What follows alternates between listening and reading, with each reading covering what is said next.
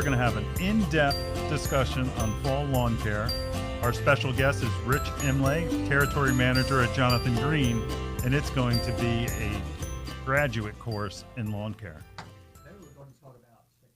Then after succulents, we're going to jump right in the pond and talk about winterizing your water garden.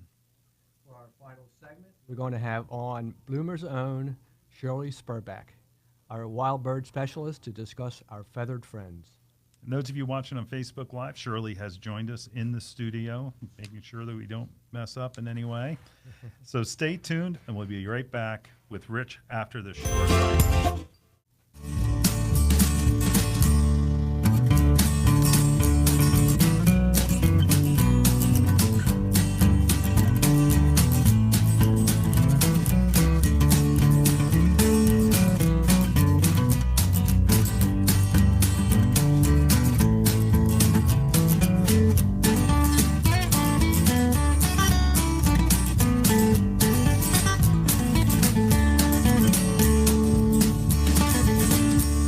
Bloomers in the Garden is brought to you each week by Bloomers Home and Garden Center. Bloomers is an award-winning garden center just 20 minutes from Philadelphia. Bloomers has been providing expert advice turning brown thumbs green for over 30 years. At Bloomers, we want you to ask us every question, even if you think it's silly. We share information in a friendly, non-judgmental way that is meant to teach and spread the joy of gardening. Visit Bloomers Home and Garden Center in Washington Township, Gloucester County. For directions, go to bloomers.com, and we'll see you in the garden.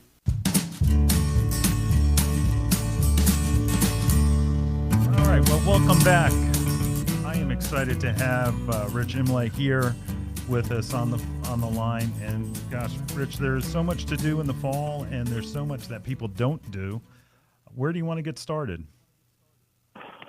Proper fertilization is the first way to go.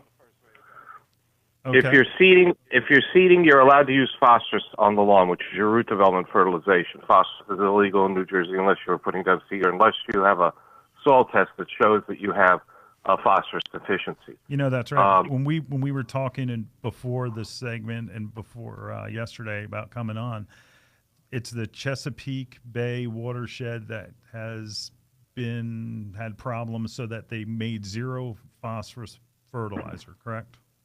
Correct. But if you're seeding, you're green lighted to use it. Yes, you are. And it's really necessary for the grassroots to go down. There are three components. There are more than three components. The three most important components in your fertilizer is N, which is color and growth, P, which is rooting, and K, which is potassium.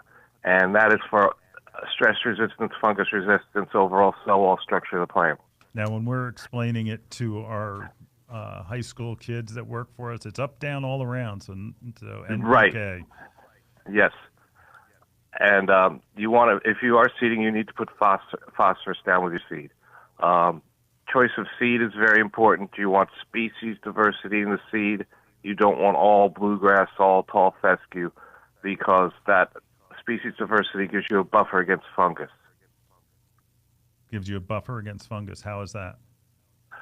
Because if you have a single species grass, fungus will fly through it. It'll go straight through it much quicker. Species diversity buys you time. Now, what about a fescue mix that has 3 or 4 different varieties, but it's all fescue? That still will have a tendency to get more fungus than a species diversified mix. Last week we had mentioned that bluegrass is making a comeback. Is that right? No. No? Really? That's according to some of the varieties that Jonathan Green has put out. Bluegrass was like the plague, where automatically put down bluegrass, you had disease control. Well, no. Bluegrass doesn't have a whole heck of a lot. The newer bluegrasses have more disease resistance than the older ones, but there are several problems with bluegrass.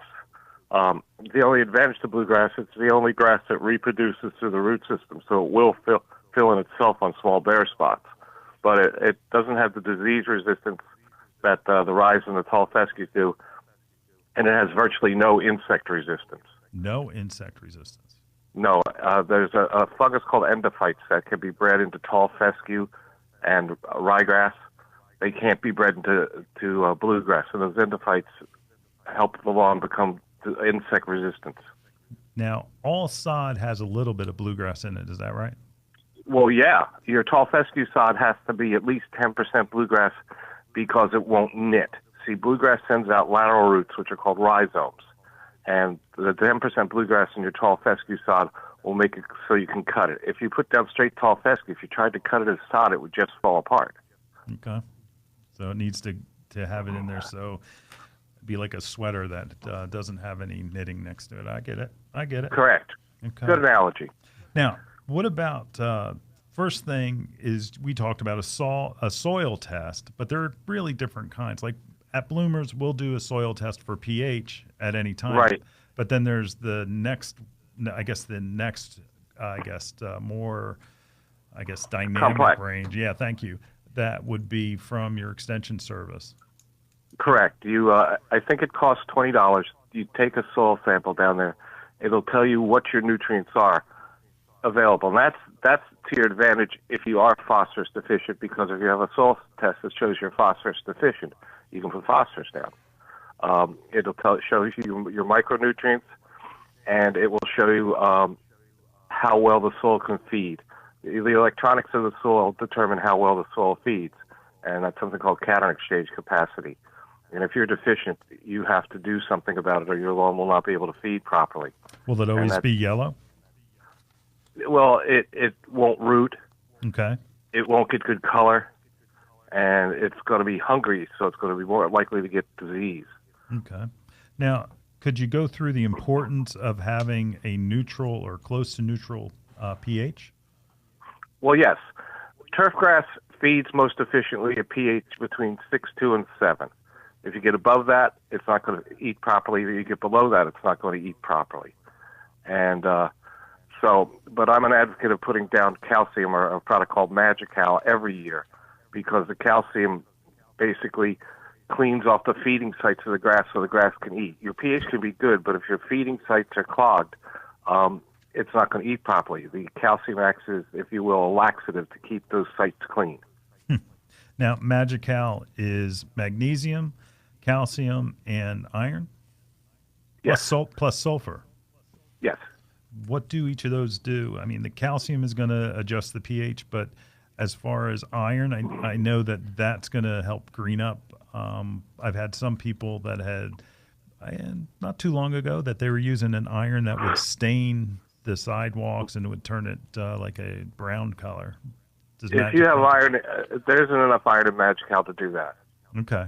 But if you have a high iron product, you're going to stain sidewalks, pools. Mm-hmm. Okay. And as far as Magical, that is specifically for lowering the pH. The ones that are sold in New Jersey, yes, the silver bag is for raising pH. Yeah, and this area, New Jersey, Pennsylvania, New York, even Delaware, that it's going to be all that we have an issue where we have more of an acidic, where we want to lower the pH. Correct? We want to raise the pH. We want to raise the pH. Okay, so we Correct. have acidic soil. Yeah, and soil is constantly acidifying itself. Most of your fertilizers acidify. Microbial degradation in the soil acidifies. And, of course, the rain acidifies. So you can't just throw down Magical once and you're set for life. It's something should be done on an annual basis. Okay. So I'm going to seed, and I have, I have a bunch of bare spots. What should I be doing? What's my first step? How do I know when I should seed and what I should seed? Okay.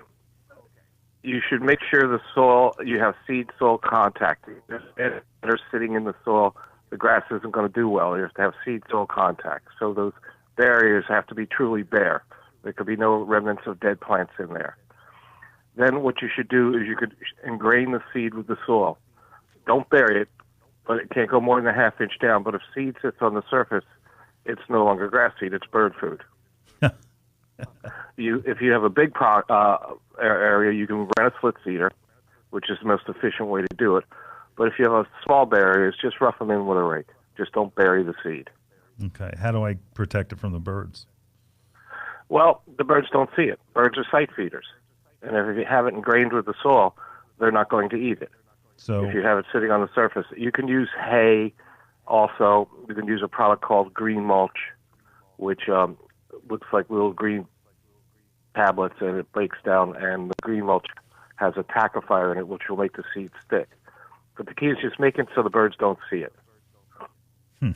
okay, then depending on what seed we should do. Now we have a seed that Jonathan Green makes for us. It blends for us. It's we call it Bloomer's Blend, and it's a blend of, I think it's 10% fescue, 30% ryegrass, and the rest is all fescue. 10% bluegrass. Correct. Right. Yeah, that's a good species diversity. And the thing is, there's a lot of people are thinking of rye in old terms. The older ryes did not root deeply, didn't hold up to stress and heat. But the new ryes are rooting 2.5 feet deep. Oh. Tall fescue roots 4 feet deep. We did a segment on soil, and we were talking about how when people are doing new lawns, it's like the one opportunity they get to really improve their soil, to where rather than just putting in an inch of topsoil down and trying to grow grass seed in it, that where they can really incorporate organic matter into their mix. Is that something that you'd recommend? Absolutely. See, what happens is grass plants don't feed themselves. They have to form a relationship with the biology in the soil, which processes food for the plant. Synthetic fertilizers bypass the soil life. They just feed the plant directly. They don't feed the soil, but you need to feed the soil. That's where your organic fertilizers, your Magical, and your Love Your Soil come in. They're excellent food for the microbes, and they're also biological stimulants to get them working. And that's one thing we love about Jonathan Green, is that they talk about feeding the soil, not just feeding the grass. Well, you're only doing half the job if you're just feeding the grass. Yeah. So tell me more about feeding the soil. Well, as I said, the plants need to form a relationship with microbes, which process food for the soil and actually feed the plants. Organic matter is good for that. Love Your Soil is a fantastic product that actually speeds up evolution a little bit and can actually create topsoil if you use it twice a year or over years. I've seen a person take basically a little dense sand and turn it into 4 inches of topsoil by using Love Your Soil twice a year for 6 years. Wow. It's an amazing product. I'm still learning about it. Yeah. Julio, what questions are, I know that you have a list of questions that you want to ask Rich. Yes, Rich. I have zoysia grass, and I'm listening to all that you're saying about this, and it's really interesting because I need to do those things that you're talking about.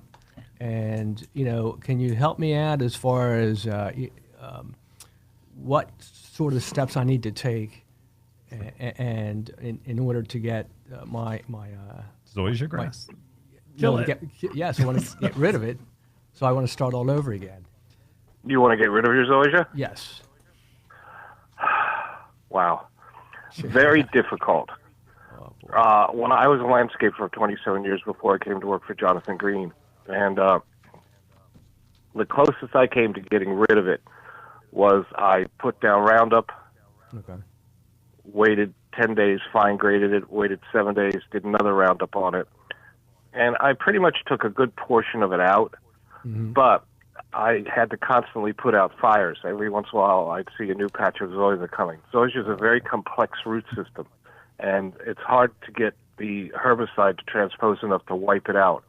So if you do that, you're still going to be putting out fires all the time. Little spots of zoysia will start to come up again. It's very, very difficult to get rid of zoysia. So it could be a process of maybe a year or two? No, it's forever. Oh, my goodness. Thanks. Congratulations. Thank Keep you. planting daylilies. Yeah, that's what I'm going to do. Nat, I used to have a cruel joke in the industry when people would say, "How do I get rid of my zoysia?" I tell them to move. Thanks. There you go. Well, Julio, I don't know about that. We got a choice. More daylilies. That's right. One of your competitors has a Bermuda grass killer. They claim that will work. Is it something that will take it out or no? No. Okay. Wow. And it's a warm season grass that just doesn't belong in this area, correct? Right. Well, they used to sell, the Daily News used to have a supplement called Parade magazine, and they would put ads in there to buy these plugs. And you can't kill the grass; it will stay forever. What they didn't tell you about is it will be brown for 4 to 6 months out of the year. And once people put it in, they found out the hard way.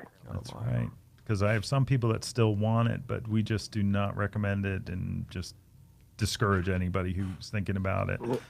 You know, Well, it doesn't catch many diseases. Bugs don't like it.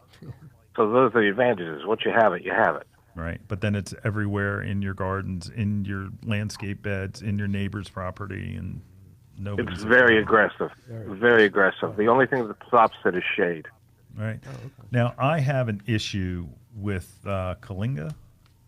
Oh gosh, yes, Kalinga. It's a type of sedge, like nut sedge. Correct. Now, give me the rundown on that. Well, the problem with both Kalinga and nutsedge is you can't pull them out because they have tap roots that go very, very deep. And if you pull it out, you have this little string and you say, "Oh boy, I got it." No, you didn't. It's going to grow another plant from that. The only way to control Kalinga is the same way you control nutsedge. There are two products that control it. One is called sulfentrazone. It's in several different products, but the sulfentrazone kills the nutsedge plant too fast. You spray it, it's dead in 3 days. You haven't had transposition down that hair.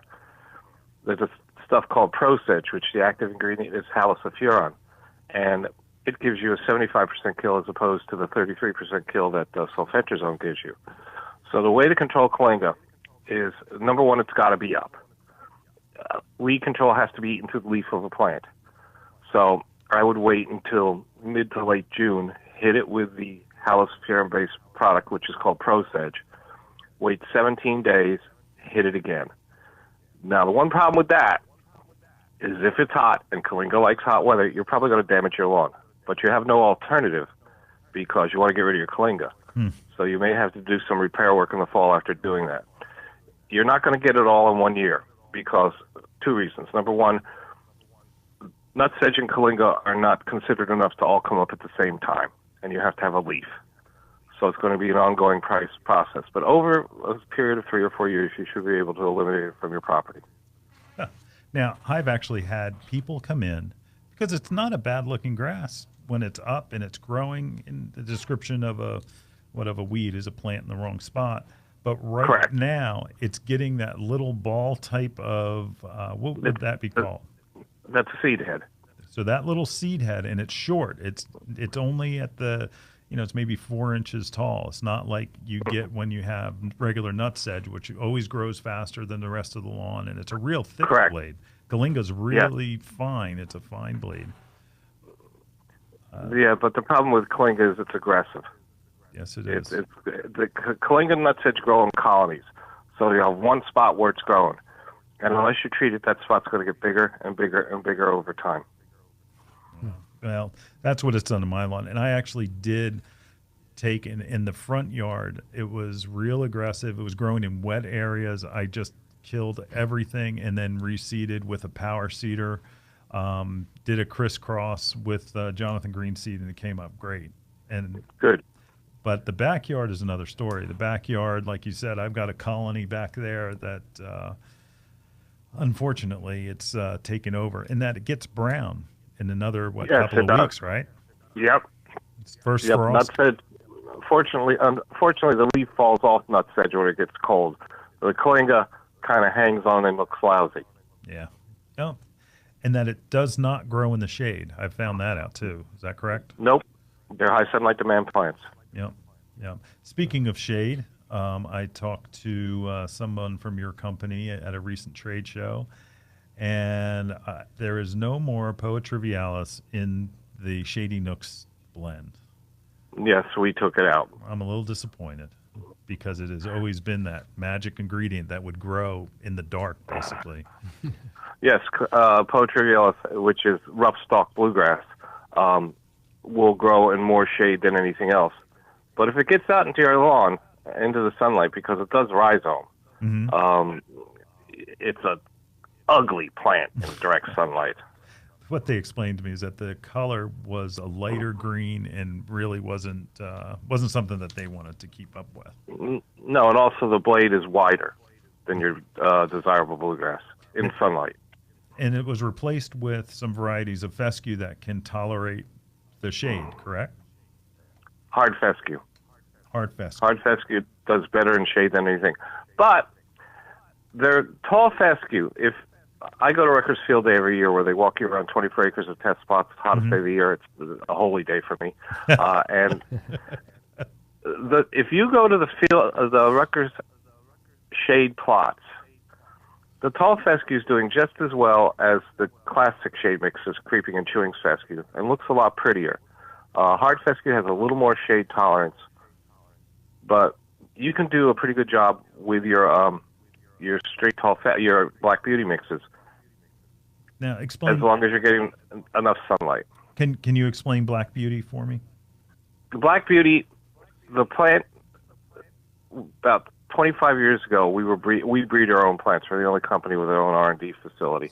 So Jonathan Green has their own test plots, seeding, and harvesting. Yeah, out in Oregon, we breed. We actually create new varieties by crossing different tall fescues, making better one. About 30 years ago, they found a really nice tall fescue plant in Morocco, and they found a really nice tall fescue plant in Michigan. Two extremes of temperature. Yeah. And they crossbred them, and they tried, and then finally they started out. I think Montauk was a very early tall fescue. Wow, I remember Montauk.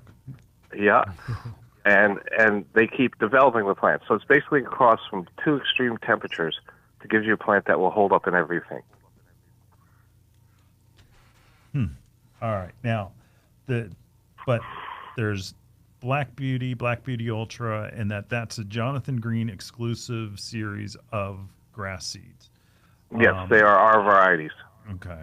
And which is, I also had another, again, this is trade show season for us. I was surprised I could get a hold of Rich to actually make this call. This is the time where we prepare for everything for spring. And that where some of the seed companies that you see out there and some of the famous seed companies that they're not growing any of their own seed. They're just buying it from someplace else. Right, they're buying it on the seed market. So you're never quite sure what's in the bag. No. And also it's very important. When you buy our seed, there is less 1% other. You're going to get contamination no matter what, but you got to cut that way down. It is legal to put a seed bag out with up to 5% unidentified varieties. Weeds. And if that weed, or worse yet, bent grass. Bent grass is a very bad contaminant. Bent grass is golf course green grass, and it looks fine if you put a fungicide down every week and cut it at a 1/4 inch. But it's not going to do well on the turf, and it, again, is very aggressive. There is no bent grass in our mixes. But you have to be careful. Whenever you go, you got to look at the back of the bag and see what percentage other. And if it's above, 1-2%, don't buy it. Okay. All right. That's good. That's good advice. That's good advice. And I have always been successful with all Jonathan Green products, but their seed especially, where, the Green family still owns Jonathan Green, and that they take pride. They are seedsmen, and that they take pride in what they do, and from the fertilizers all the way through to the grass seed. Absolutely. When it's a family-run business, Barry Green Sr., who formed the company, is 84 years old, still sharp as a tack, and probably the hardest-working man I know. Let's see here. The thing about, trying to get seed in contact with the soil, we went over that. How do you feel about power seeding? Yes, no? Well, the best way to seed a lawn is split seed it. Yeah, that's what I mean. It'll cost you about $60 to rent it for the day. Right. And that'll ensure you getting seed-soil contact. And if you got a lot of barriers, it's a lot easier than walking around and tearing your hands up with a rake all over your lawn. Right. Now, how about thatching? If somebody's going to thatch their lawn, that they're going to have to seed or not seed. I generally don't think thatching is a great way to seed. No, it is not a great way to seed. The split seeder is built for seeding. A thatcher is built for pulling dead matter out of the lawn. You got to make sure you don't push the seed too deep. But thatching is necessary if you have over a half inch of thatch, because you're not going to get seed soil contact. And the thatch is going to start to breed fungus as it rots. It's going to cause all kinds of problems. Thatch is a buildup of dead matter. It is not clippings. It is the base of the plant called the crown. A lot of people pick up their clippings because they think it makes thatch. No, it puts nutrients back into the lawn. You shouldn't pick up your clippings unless you clump. Of the thatch? Don't break up your thatch? Don't take up clippings. Don't take up clippings. Okay, I'm sorry. Don't take clippings are reintroducing nutrients into the lawn. Clippings do not make thatch. The base of the plant called the crown is what makes plant. Right. You get life and death every day in the lawn. So if you get a layer of a thatch that is more than a half inch deep, you have to dethatch your lawn. Okay. So when you pull that out, now there are two types. There's a spring type of thatcher, and then there's a chisel type of thatcher. And this is equipment that spins through, and it like basically goes in between the blades of grass and pulls up the things that have built up over time. Correct. Now, which is better, spring type or chisel type? I prefer the chisel. Okay, why is that? Because it pulls up more grass efficiently. Okay. Does it divide the grass? I mean, I know I've been told by some manufacturers that it divides the grass but I think they've got it too deep if they're doing that. Is that correct? Well, you have to go down to the bottom of the thatch layer. If you have a real bad thatch layer, you're going to have to destroy your lawn to thatch it correctly. You need to expand on that, because I don't want a bunch of people tilling up their lawn. Well, but they may have to if they have too intense a thatch layer. If the lawn, you're going to damage the lawn if you thatch it properly. The more thatch you're pulling out, the more you're going to damage the lawn. But you can't have a lawn with a deep layer of thatch, so it's a necessary evil. Okay. What about as using a core aerator? It is never bad to core aerate in the fall, not in the spring, because when you aerate in the spring, you're going to bounce all the weed seeds around. You're going to have more weed seeds than you know what to do with. So it is best to core aerate in the fall, and not tine aerate. Tine aerate just pushes holes in it. It's actually compacting. Core aeration pulls a little core out, like a little plug. 3 inches. Right, a little plug out. And then the day you core aerate, put down Love Soil. Get it into the soil, get those microbes cranking, and your lawn's going to be gorgeous. Good advice. Good advice. Well, listen, we're going to take a break, but Rich, can you hang on for another segment? We're going to go into more depth about fertilizer, about some of the weeds that people want to control, like crabgrass, which it may be a waste of time. So if you can hang on, we'll be right back after this message. Of course. Great. Thanks, Rich.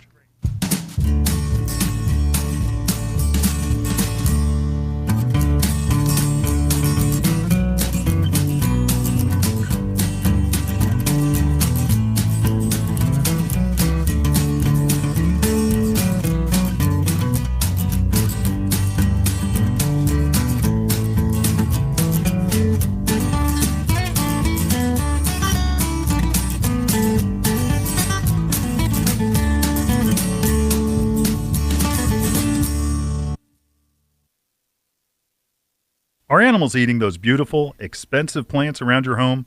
Bonide's Repelzol is the answer. Bonide's Repelzol is an all-natural animal repellent that repels deer, rabbits, skunks, squirrels, chipmunks, raccoons, and more by scent, taste, and as an irritant. Unlike other repellents, Repelzol does not have an unpleasant odor that can last up to 2 months. You can safely apply all-natural Repelzol to trees, shrubs, perennials, bulbs, and other plants. It's also great to use on structures and fences to prevent horses from chewing. Repelzol is available in both a liquid and granular form. The liquids are available in a ready-to-use concentrate and a hose and sprayer container that attaches to your garden hose. The granular form is available in a shaker container for easy application and in a 6-pound bag that you can apply through your spreader. Bonide products are family-made in America. Repelzol is available at these fine stores: Feeney's, Feasterville, PA; Magnolia Garden Village, Magnolia, New Jersey; Animals and Gardens Unlimited, New Egypt, New Jersey.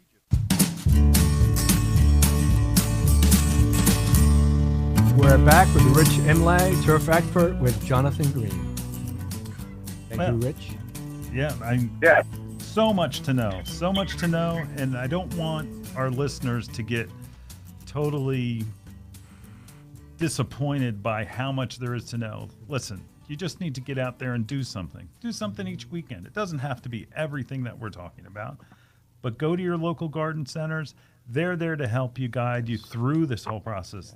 That again, I talked about this being like a graduate course. It's a doctorate course in lawn. So just hang in there with us because there's so much. This is Rich. How many years you've been doing this? Did you say? Well, I was a landscaper for 27, and this is my 16th year with Jonathan Green. Oh my God. So by the time you're at what? So that's 30, 43 years. You'll have it down. No, you won't. It's always changing. I have a pet phrase. I tell everybody their 6 favorite words should be, "I don't know, I'll find out." And then ask the right person to get the information. Yep, that's what I do. That's what I do. That's See, it's why all we're talking. communication. The person who comes into the garden center, your garden center, and just grabs a bag of seed off the shelf and doesn't ask any questions, he's never going to succeed. He needs the guidance of professionals like you. Yeah, that's true. That often people think they have a brown thumb. I have a brown thumb. I have a brown thumb, but they just don't. They need to ask questions.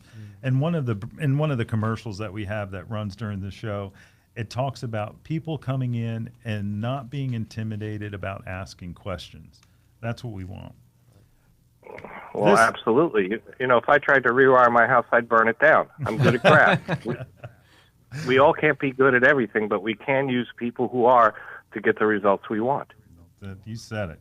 You said it. Now, the fall weeds that are coming up. Now, I have a friend of mine, Joe Shields. You out there? You listening?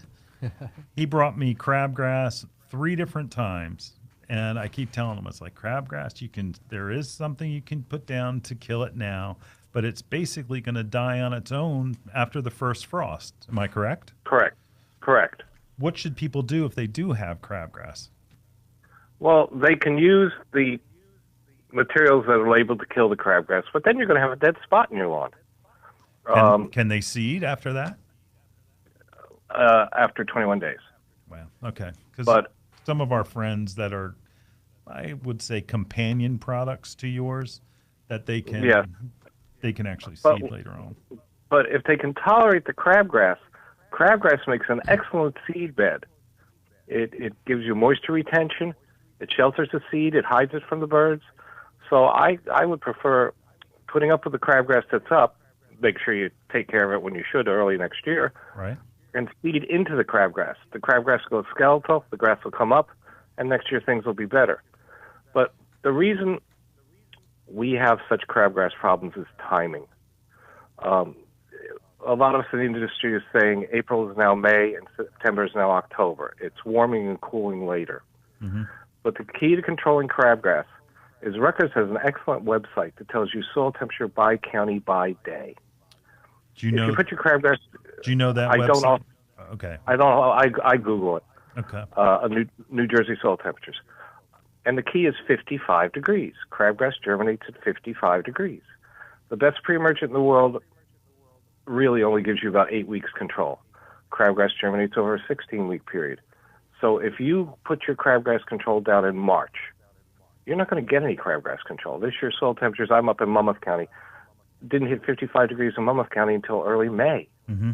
Mm-hmm. So if you put the crabgrass control down too early, you're not going to get the effect of this, and you're going to think it's product failure. No, it's timing failure. So the magic number for any kind of herbicide is 55 degrees soil temperature. Okay.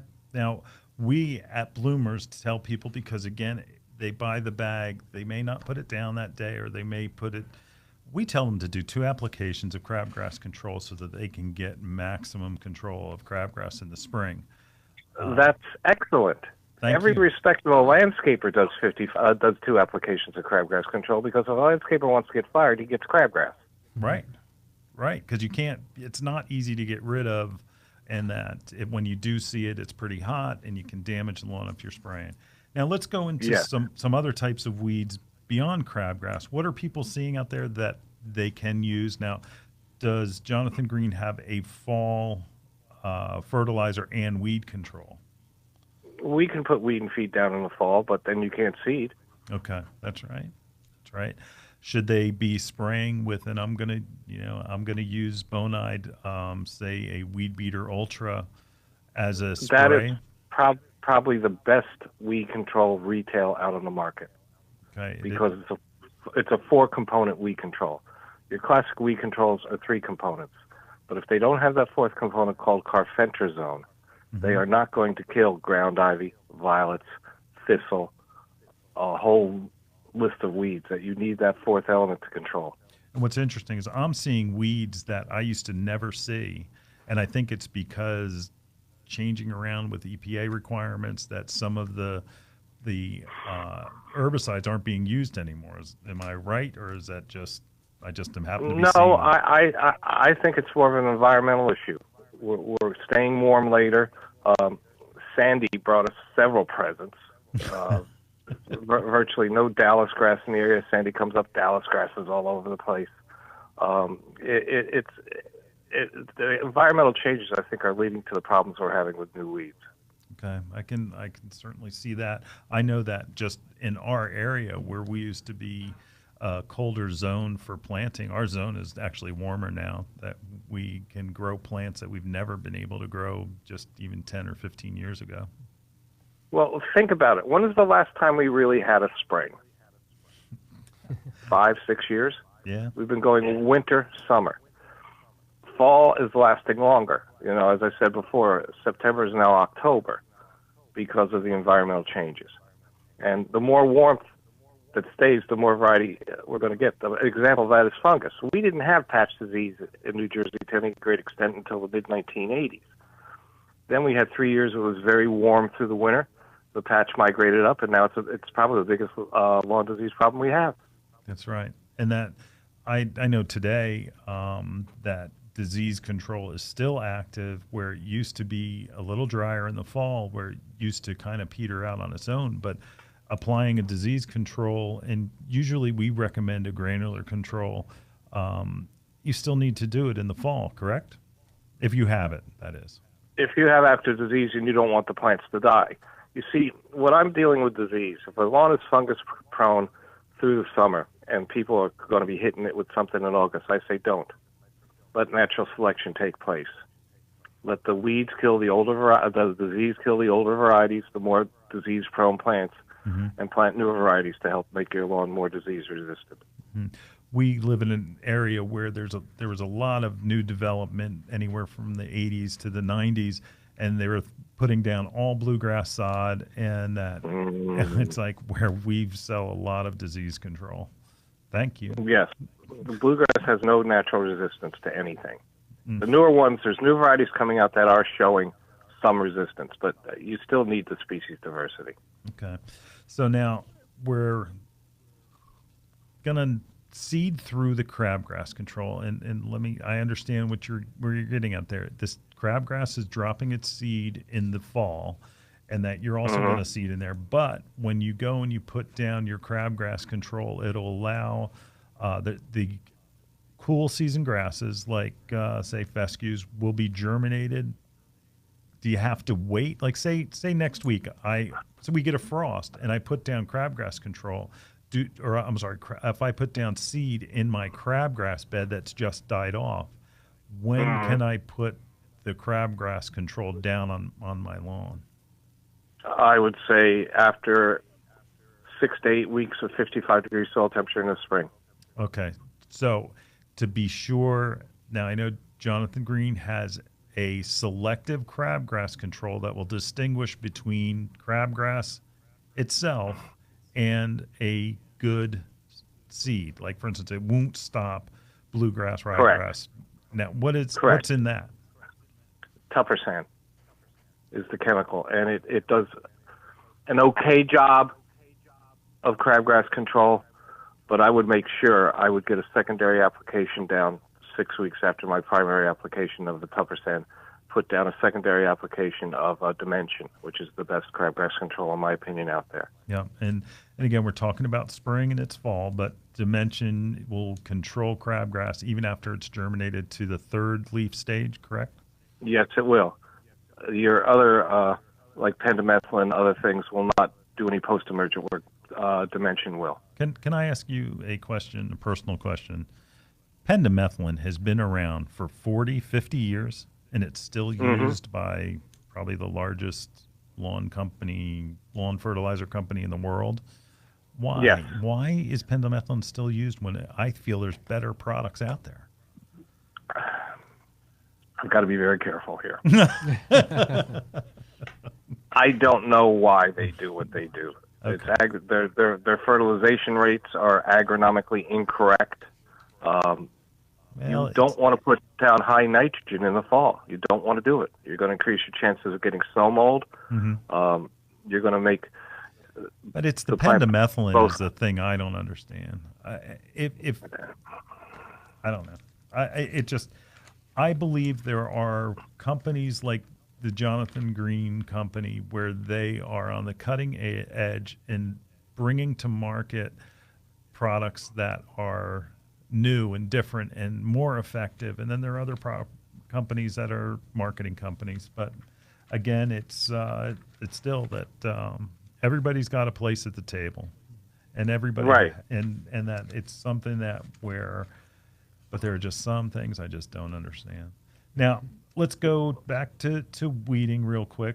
There are still dandelions, and they will overwinter they're part of a broadleaf group, and there's monocot and dicot that are words that most of our listeners would not understand and not appreciate, just simply because they're confusing. So let's call it weeds like dandelions, where the wide leaf, and that they're going to overwinter and be a perennial in your lawn. Right. Dandelion is a biannual. It lives 2 years. Okay. And that I'm actually a fan that I think that somebody should take a dandelion and try to hybridize it and put it out there. The next proven winner plant is a species of dandelion. So it's got great attributes, but being that it only survives for 2 years. How about things like clover? We did a segment about vegetable gardens, about how clover adds nitrogen back into the soil. But clover can be a pretty big pest. Is that controlled by most, like say, I'm sorry to bring a competitor or Weed Beater Ultra, is that something that would control that? It will do the best job on clover. Now, It's interesting you brought up clover. New York has some very restrictive fertilizer laws, and there has been a new new clover developed called microclover, which does not flower. And Brooklyn is sodding their fields with tall fescue microclover mix. Color remains magnificent year long. Really? And it has Yep. And it has a same type of clover leaf? A little bit smaller and no flower. And no flower. Interesting. Because what do people hate about clover? They hate the flower. They hate the flower, right. But yet, it's a great pollinator. We won't go there. That's another show. That's interesting. I'll be looking out for that. Do you have any sod companies growing it? Sodco in Rhode Island is the exclusive company that grows it. Wow. Gigantic sod farm. Wow. And they can't keep up with the demand for it. Interesting. Barry Sr. considering bringing in, because I know that I've gotten clover seed from you guys. Yeah, but we don't have a microclover variety yet. We're trying to develop one.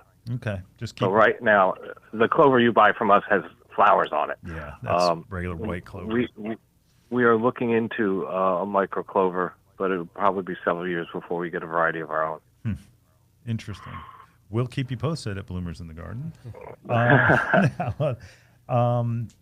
Fall fertilizer, we went over real quick. I'd like to go over it again, just for some of our people that haven't heard the first segment. Fertilizing now, how important is fertilizing now versus other times of the year? The last fertilization of the year you do is the most important fertilization.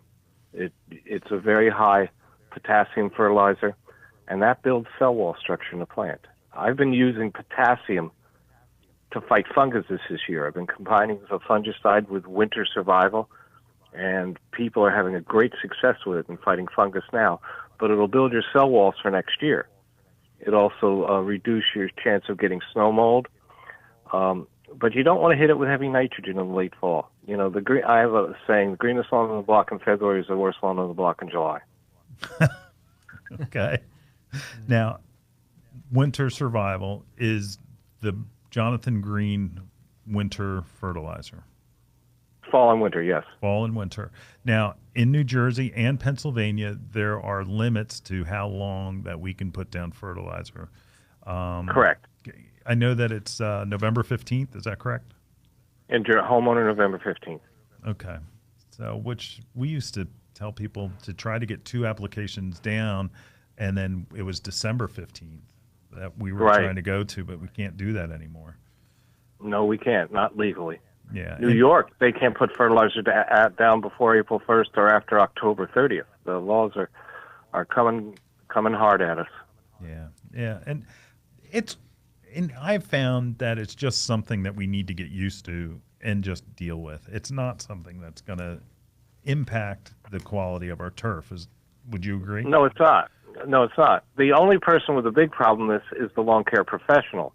Yes. Who, if he gets a really wet September, he's going to be paying a lot of overtime to get his lawns finished. That's right. And you think about guys trying to get stuff cut at the same time. They used to have a little bit of a breather when things would slow down and the grass would stop growing.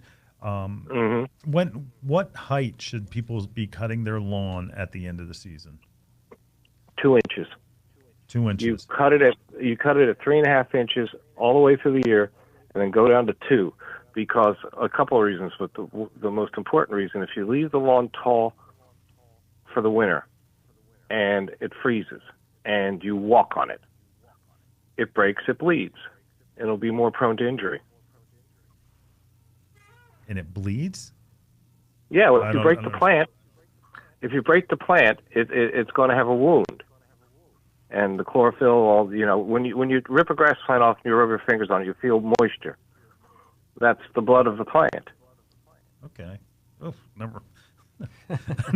Great. And I usually take a piece of grass and I'll put it in my mouth. I'm going to be a little hesitant on doing that. All right. So now in the summer, though, we need to keep it longer, which will keep less disease and will keep, less drought issues, right? Correct. And you also have less crabgrass and summer weeds. Because the lawn is tall enough, crabgrass is a high sunlight demand plant. If you cut it short, you're going to be getting more sunlight to the seed. You're going to have more of a crabgrass problem. I would like to see it cut 3 in the spring, 3.5 through the summer, 3 in the fall, 2 at the end. Well, okay. All right. And cutting, leave the clippings on the lawn, right? Correct. Okay. Because I know I do, and I have a mulching blade on my mower. I have a guy who does some commercial work, and he's constantly sharpening his blades. Yes, that's very, very important. You see, I recommend you if you're doing it yourself, sharpen it in June 1st. You can beat the lawn up in the spring; it's not going to care. But when the lawn goes into stress, you want that blade really sharp. And, commercial cutters will say, I sharpen my blade once a month.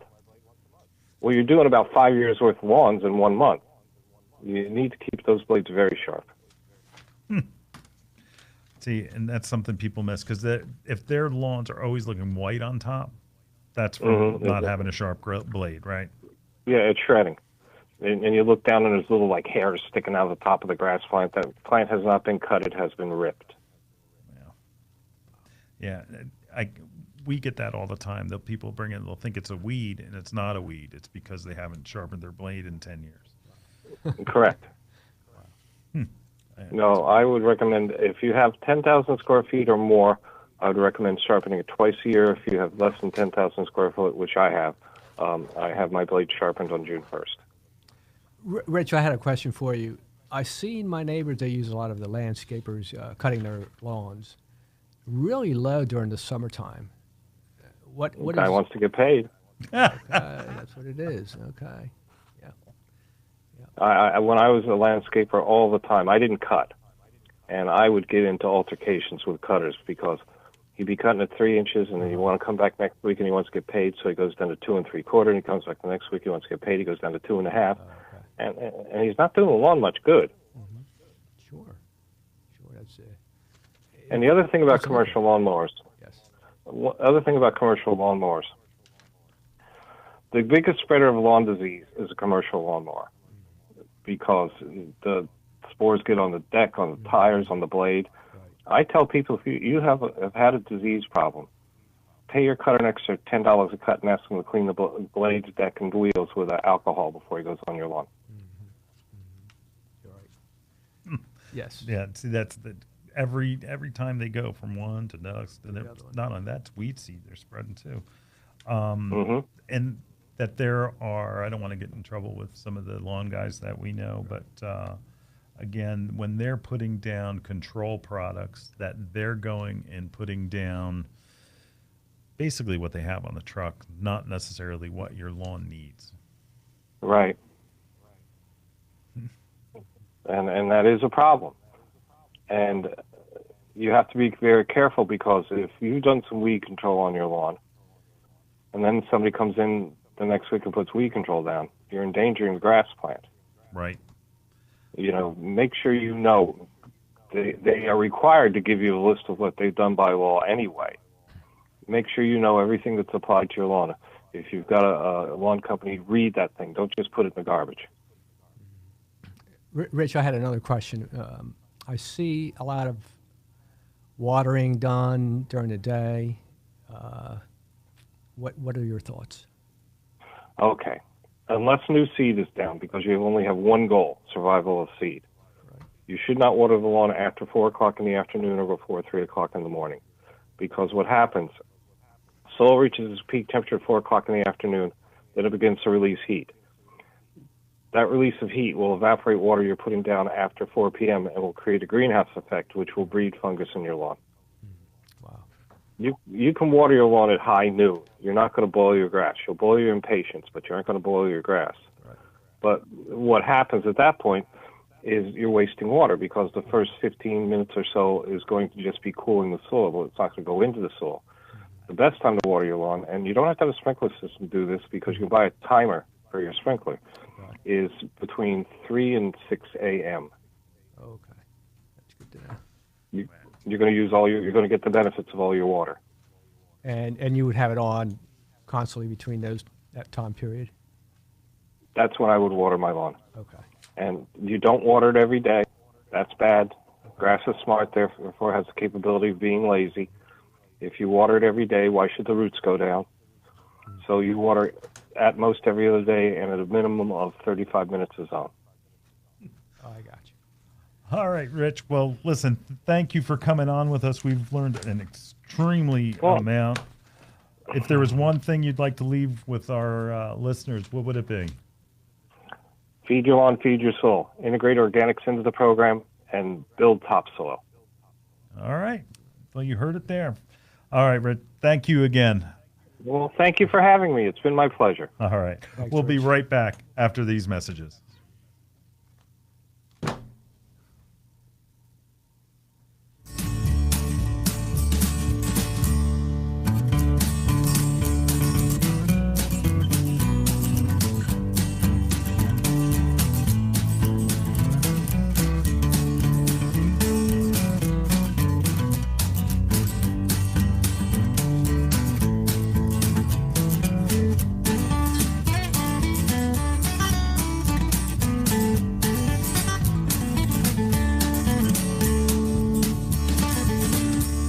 Bloomers in the Garden is an hour-long gardening radio program that airs to over 6 million residents throughout the Delaware Valley. From Allentown to Wilmington, from the Main Line to the Jersey Shore, Bloomers in the Garden can be heard twice each Saturday morning, first at 8 a.m. on 860 WWDB and again at 9 on 610 a.m. ESPN Radio. Each episode of Bloomers in the Garden will be broadcast on Bloomers' Facebook page and available as a podcast on bloomersinthegarden.com.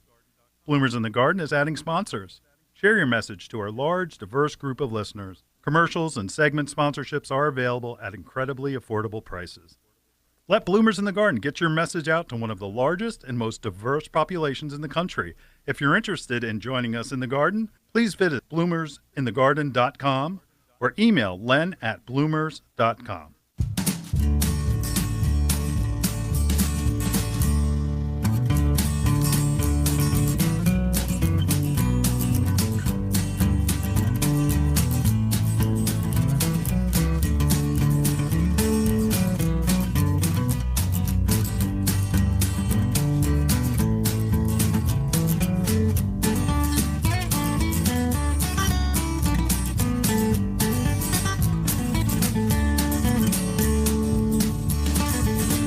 Well, Julio, you wanted to talk about succulents. Yes, I did, Len. One of the hottest plants around. Man, you got that right. You got that right. So tell me what you've learned.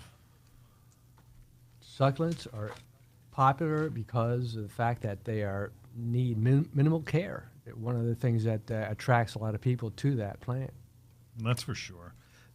Now, you had taught me something about succulents that, now let me see, it's all cactus are succulents, but not all succulents are cactus. Is that correct? Yes. Does that sound pretty right on, I think?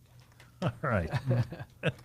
Well, what you had said is like it's the foliage. I can't. So many of our customers, succulents are flying off the shelf. That they're dynamic. They're different shapes and different colors. And I gotta say it. Remember on the money guy. That's right. They're cheap. That's right. They're not Yes. expensive. They're not expensive. And the beauty about that is that you can buy not just one, you can buy 3 or 4, and it's still cheap. Yep, and they're in little baby pots, about Yes. 2 inches, Isn't that and wonderful? you can do mixed containers. Now, look, now, my daughter, who lives in Philly, Yes. hey Melissa, she had a problem with her succulent that she planted, and she was overwatering it. Right. So, give me some guidelines on care. It's with Melissa. She had what kind of? She had it in like a glass or In a something glass, like yeah. that. So it didn't no have drainage. No drainage. You're right. That becomes a little bit of a difference than the other ones. That the pots that have a drainage hole at the Right. bottom. Now if you have the opportunity, you should use something that has a drainage hole, right? Yes, I believe so. That would be a lot easier to water, and you would have that water coming through really fast, and your plant will be able to dry quickly. Right. And that's one thing is too much care. Yes. That's what happens. They end up dying because of too much care, and that you go and you, it's time to water it every day, and you're killing it. Let the succulents go dry.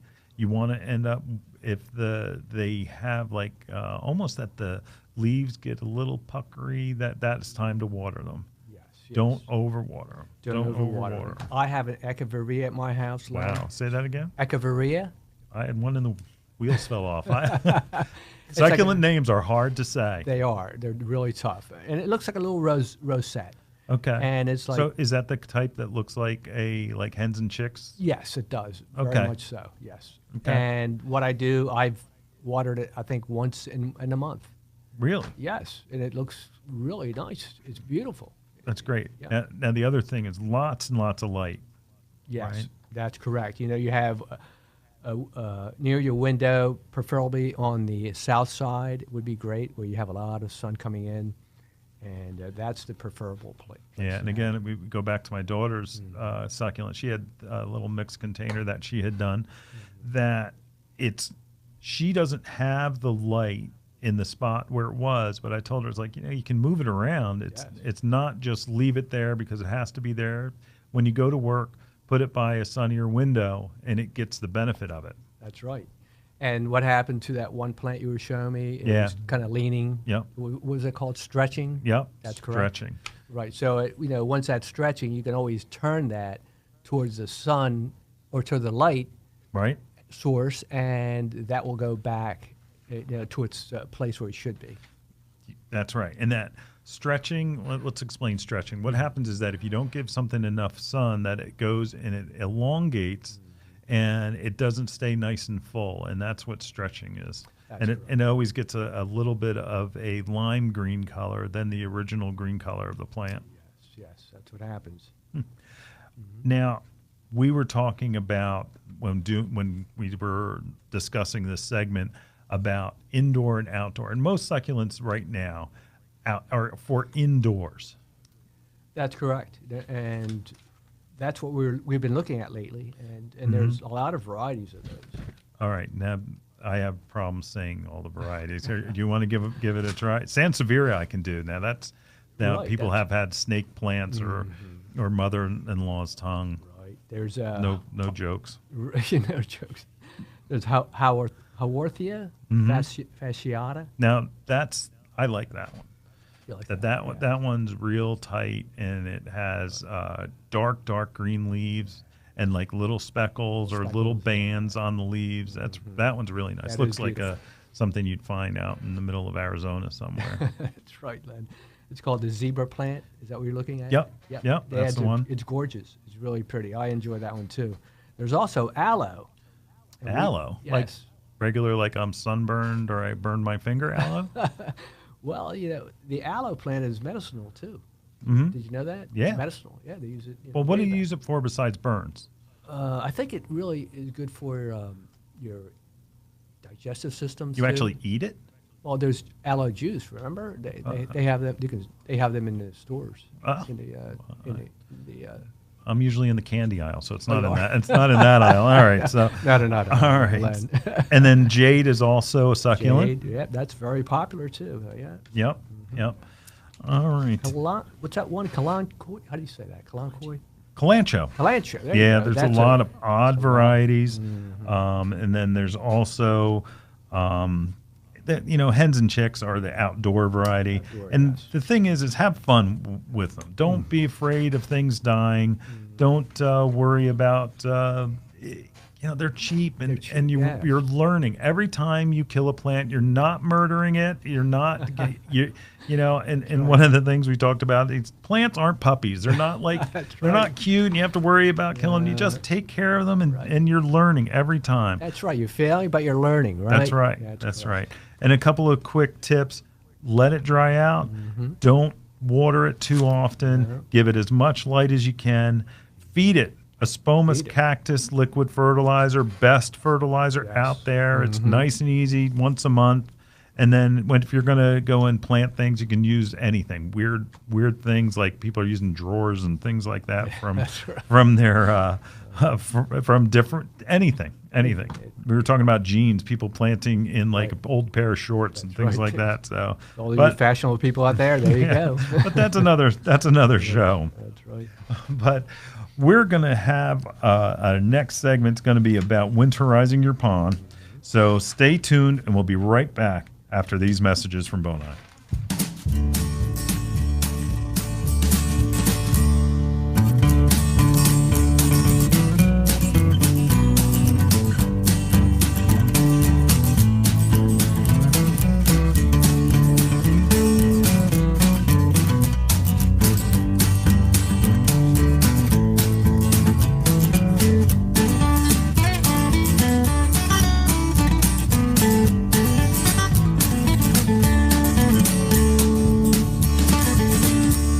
Are animals eating those beautiful, expensive plants around your home? Bonide's Repelzol is the answer. Bonide's Repelzol is an all-natural animal repellent that repels deer, rabbits, skunks, squirrels, chipmunks, raccoons, and more by scent, taste, and as an irritant. Unlike other repellents, Repelzol does not have an unpleasant odor that can last up to 2 months. You can safely apply all-natural Repelzol to trees, shrubs, perennials, bulbs, and other plants. It's also great to use on structures and fences to prevent horses from chewing. Repelzol is available in both a liquid and granular form. The liquids are available in a ready-to-use concentrate and a hose and sprayer container that attaches to your garden hose. The granular form is available in a shaker container for easy application and in a 6-pound bag that you can apply through your spreader. Bonide products are family-made in America. Repelzol is available at these fine stores: Albright's Hardware and Garden, Allentown, PA; Holidays Nursery, Ambler, PA; Bucks Country Gardens, Doylestown, PA. Well, then we're going to winterize the pond. Yeah, it's that time. Yes, it it's is.